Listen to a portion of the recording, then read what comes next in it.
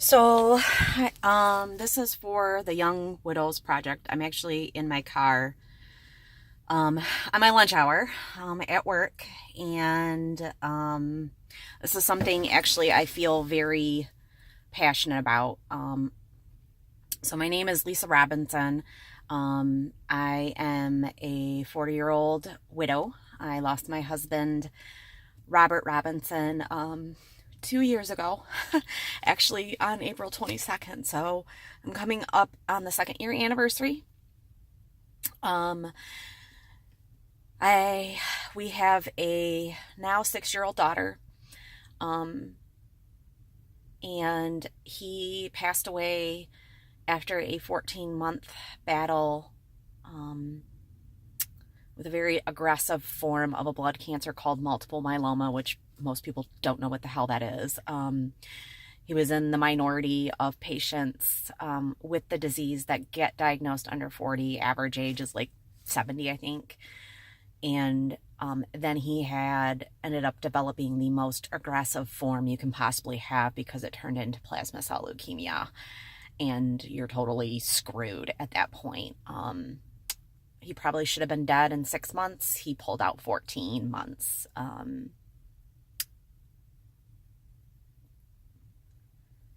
Worst form of human suffering I've ever seen. And I hope to never see it again. um, God, there's so much that I could say about being a widow that's impossibly difficult. It's doing everything, and never getting a break. And I only have one child. I don't know how these women do it with more than one. um, my daughter Victoria, our daughter Victoria,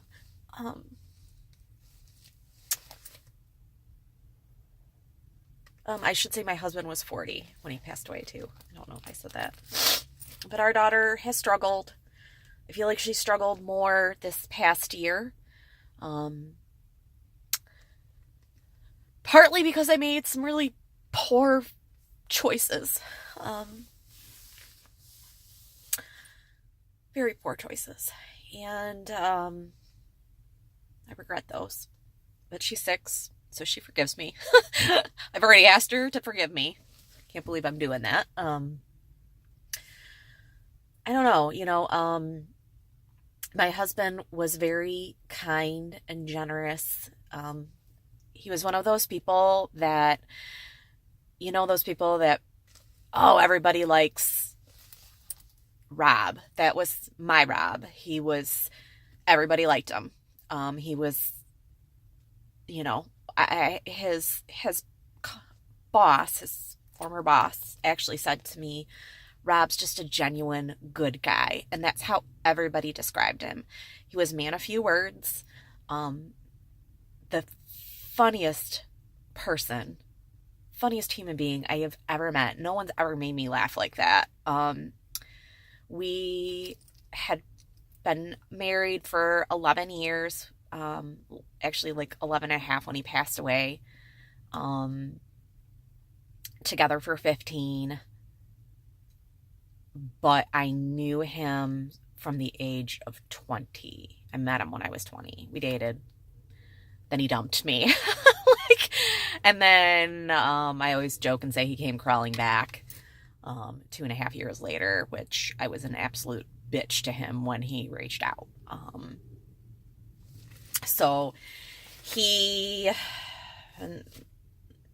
But we were friends, and that's how he worked his way back in, I guess, because I don't typically give people second chances. It's hard for me to do that. But ironically, I actually believe in them now. I was a straight up atheist before he died. I am not anymore.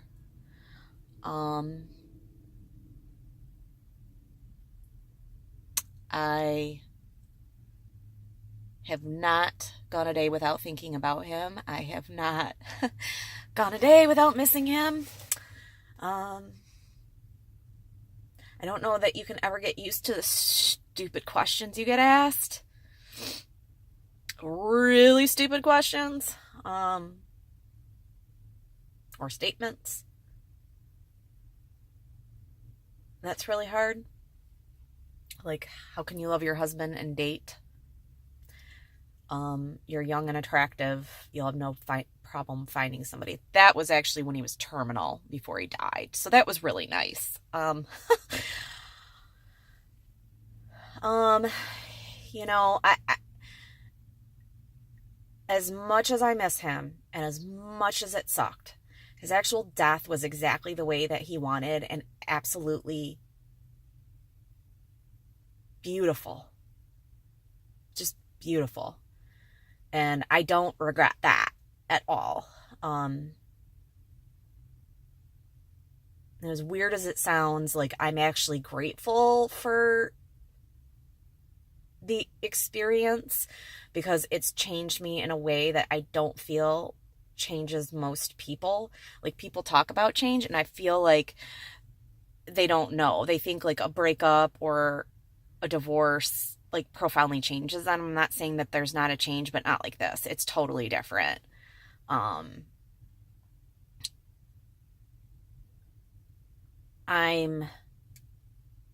a therapist, and it profoundly changed the way that I did therapy. I actually walked away from it for a year.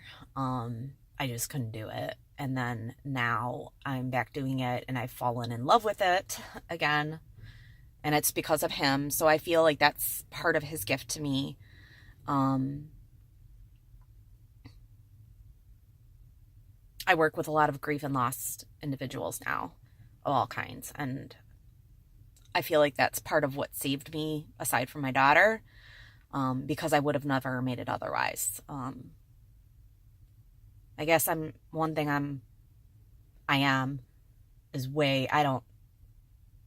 hide anything now, not at all. I say exactly how I feel, all of it.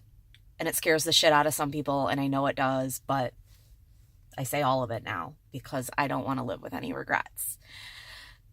Because the only regret I have, the only regret, is that I let his disease, which he never did, but I did, take over my life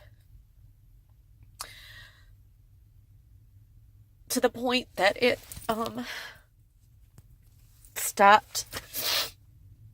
prevented me from being a wife. And I don't want to ever do that again. So I say how I feel.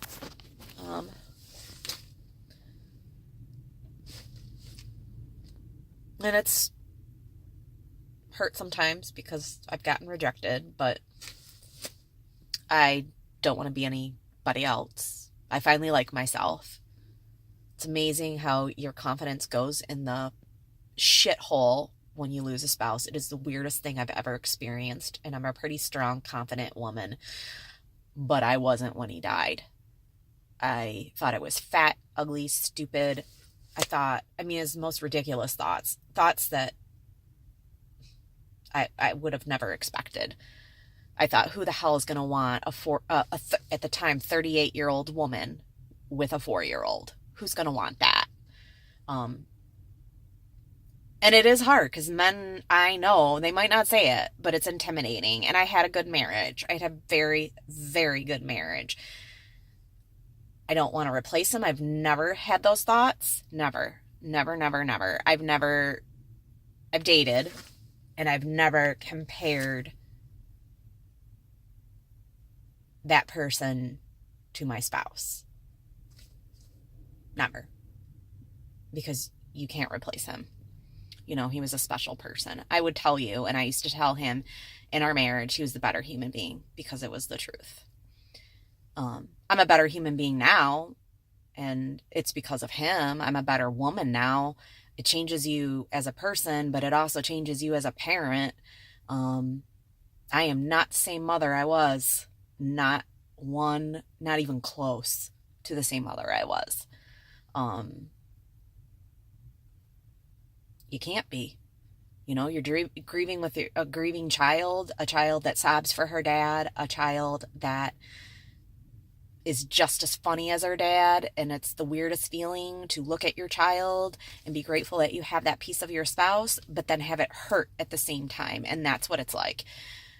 In the beginning, it was horrific to have that. The first 90 days of after his death is like one big fucking blur that I can't remember. But he was so kind. Rob was just so kind and forgiving. And that's what I was never a forgiving person, but I am now. And I feel like I'm a way better human being and a way better therapist. I've learned so much. I don't want to waste time being unhappy. And it's hard for me to see other people wasting time. And I've had people walk away from me and it's bothered me, but it is what it is. So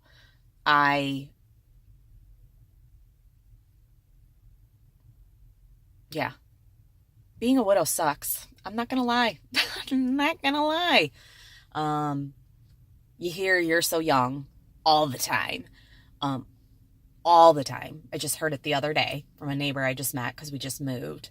I run late all the time now. I can't do anything on time. I never get enough sleep. I have not slept well in over 3 years from the start of his illness.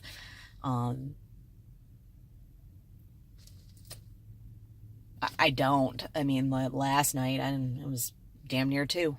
And I had to get up I should have gotten up at 6, but I got up at like fucking 7. Hit my snooze for an hour. And yeah. My daughter and I are a team. She's a lot like me personality-wise. We're going to battle when she gets older. But I feel very strongly like her and I are going to be like what my husband and I were in terms of like, not a spouse obviously, but like I'm going to have my kids back, and I feel like she's going to have mine. Like I feel like she knows that like we're a team, and I feel like that's profoundly important. It's profoundly important for me to be the best role model that I can be, to make the best decisions, and to be very selective in who is in my life, because it affects her so much more than other children. And I'm profoundly aware of that. So, yeah, it's just hard. There's a million things that are hard. I can't put it in a short video, in which this video isn't now. It's over 13 minutes long because I don't shut up. But yeah, so I just want to say his name because no one ever wants to say his name anymore, and that bothers me. Rob. Yep, he was 40, but he had a good 40 years, so that's it for now.